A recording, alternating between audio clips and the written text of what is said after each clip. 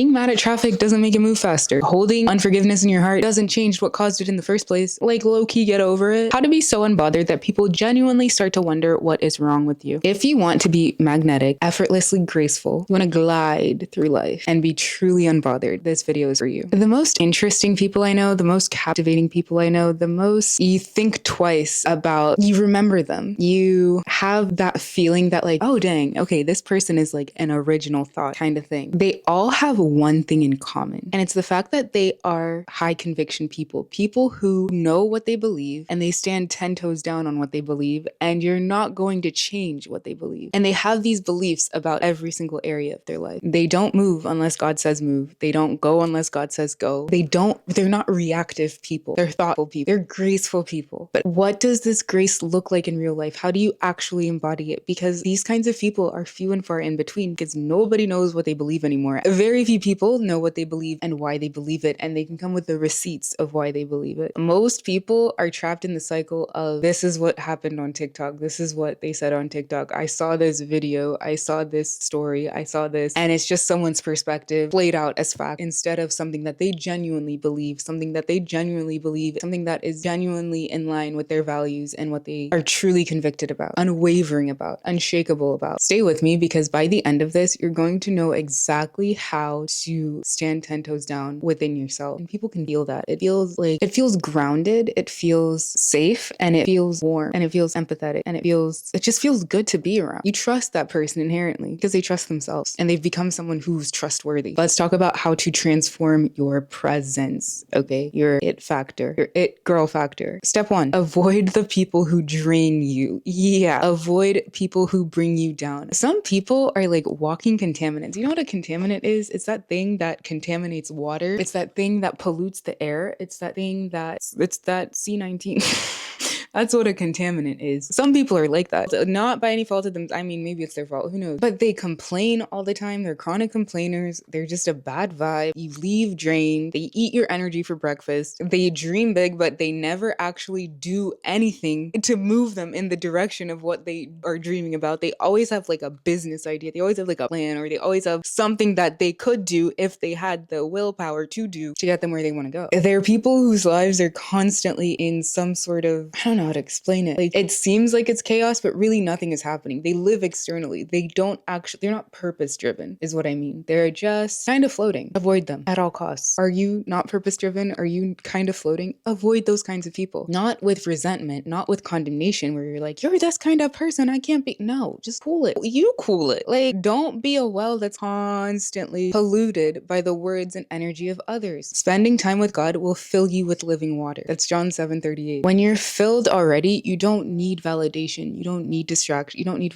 sorry, I just saw like a massive, like, that was an incredible bird. You don't need validation. You don't need distractions. You become a source of encouragement for people all day long. You become an energy giver, not an energy drainer. And it's not because, why is circling like that? And it's not because you're hoping to receive something. It's just because you have so much extra. You have so much excess. Spend time daily in God's presence. Okay, let him fill you before the world has a chance to drain you. Step 2, don't stay angry. Don't stay angry. If someone offends you, get over it quickly, nephew. Quickly. Quickly. You are too expensive. You are too good to be getting angry. Anger is beneath you. You are too good to be getting angry. Anger is such a low vibrational, low state of being. You don't ever need to be angry. Anger is beneath you. Anger is weak. Elegance, grace, groundedness isn't just about how you look. It's about how you carry yourself. If you're holding on to anger, it shows. People can sense it. If you're holding on to bitterness, it shows. People can sense it. It steals your glow. It steals your youthful light. You know those people who are like, I don't know, they'll be like 19 or something, or they'll be like 20, or they'll be like very young, but they seem so old. And not in that cool philosophical way, in that like, dang girl, like, what's going on? Like, you seem a little heavy, like, what's going on? And then those people who will be like, I don't know, 45, and you could guess, you would say, oh no, they're probably like 23, because they're so effervescent and light and full of energy. That's childlikeness. That's what God God has called us to. No one knows what they're doing. The older you get, the less you kind of know. Why front? Like, why front? Why? Why? Just hang out. Cool it. If someone offends you, don't let it fester. Just let it like bounce off of you. Like, okay. The longer you hold on to any offense, the longer it has power over you. The more power it has over you. Do not let the sun go down on your anger or while you are still angry. That's Ephesians 4:26. Whenever you get frustrated, whenever you get, I'll say overwhelmed, whenever you get the urge to be angry or feel it, because it sometimes can translate into emotions. Or is it an emotion? I don't know. I thought it was more like a state, like fear. Who knows? Release it before the night is over. Give it to God. Just lay it at the altar. Just there you go. That's how I felt. That's what your son or daughter did. That's what that did. Here you go. Here's the feeling I don't want to go to bed with, because then it'll seethe and marinate in my spirit all night, and I'll wake up and it will still be there. I don't want that. Thank you. Love you. Blessed be the name of the Lord.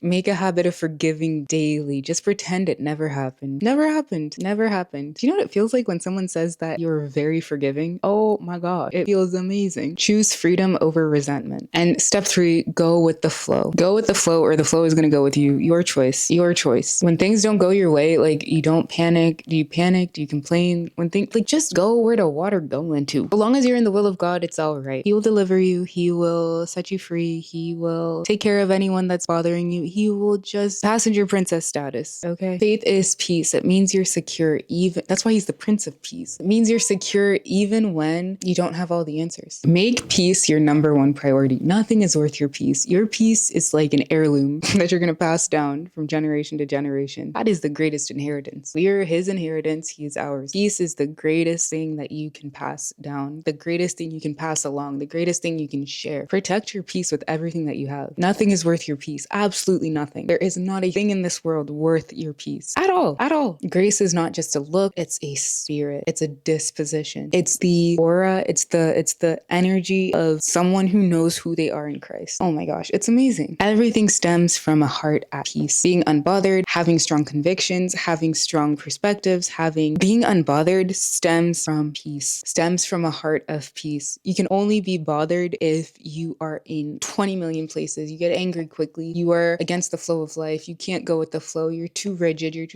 Just cool it. Just relax. Cool it. See what happens when you cool it. Nothing changes much, but everything changes. Your peace should be your number one priority. Mwah. Love ya.